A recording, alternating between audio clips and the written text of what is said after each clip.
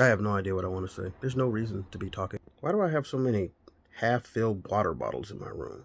Look at this and that. I mean, come on. You ever be so bored you wish you had to poop just for something to do? Like, I have stuff that I could do. I don't want to do any of it.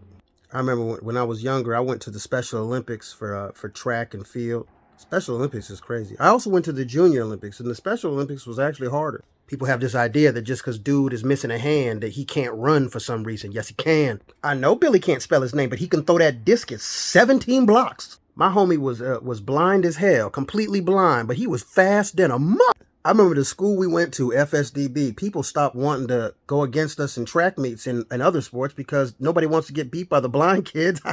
We was dusting cat. Our football team was almost all deaf and they smashed people. Our track team was legendary. Our swim team was bonkers. The crazy thing about when you blind and you swim is they hit you on the head with a tennis ball to let you know that you're supposed to do your flip turn.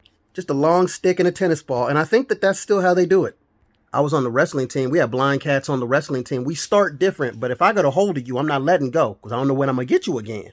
I think the deaf department had a baseball team, but the blind department, we didn't have a baseball team. That could have ended. We did have a goalball team though, which is a hard sport to play. Basically, it's 3 people to a side. You basically play it on a basketball court. Everybody is blindfolded, regardless of whether you're blind or not. And you got to throw this ball with a bell in it as hard as you can to make it hit the wall of the behind the people that are trying to stop you. Basically sprawl your body out like that to stop the ball, but you got to hear it. So the whole room is quiet. Doesn't sound like it would be especially hard, but it's really hard, especially since that ball hits you in the face a lot and the testicles. It's an Olympic sport. And actually, a dude I went to FSDB with in Florida, David Kramer, he was on the Olympic goalball team. And he's albino. He's a white albino, but still, he a pale warrior. It was crazy being in Florida because at that school, since every kid with albinism has vision problems, a lot of albinos was at that school. I remember we had a teacher, Mr. Kurtzy, Sammy Kurtzy. He was the wrestling coach. He was albino, but he was like different albino. He was like darker skinned albino. He like had more pigment, but he was still albino, blind as hell and all that shit. He used to get us all hyped up in wrestling practice. He used to get us slamming the mat. Will somebody tell you that you can't do it? What do you say to him? Somebody tell you that you too blind for that. What you say? And then we all be like, it just doesn't matter. Yeah.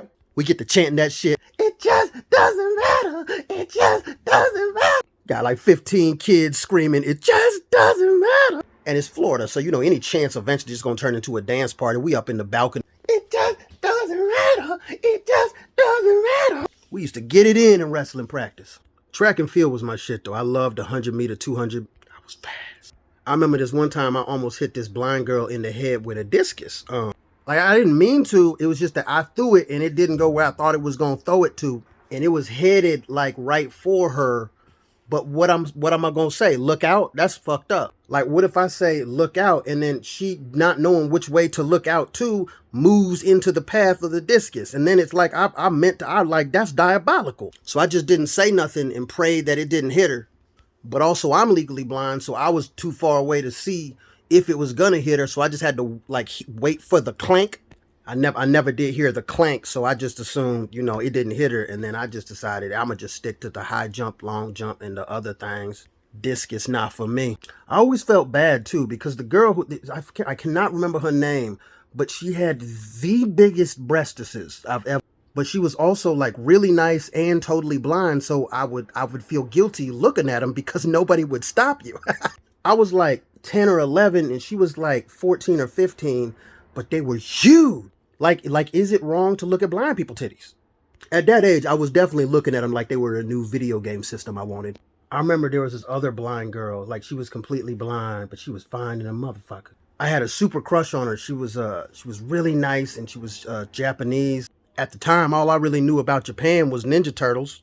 She was like a sophomore in high school, and I was like probably in fourth or fifth grade.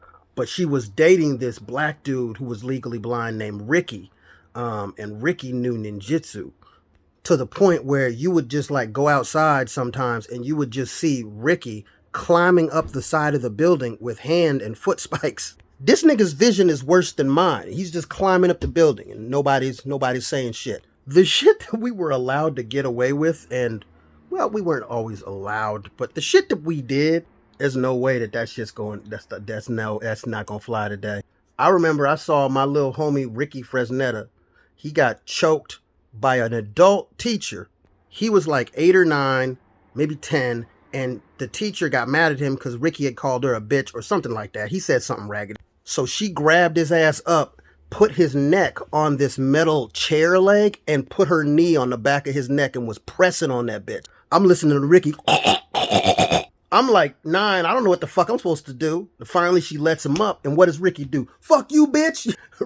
Ricky was hardcore, dog. Ricky would have WWF style matches in the living room with his mom.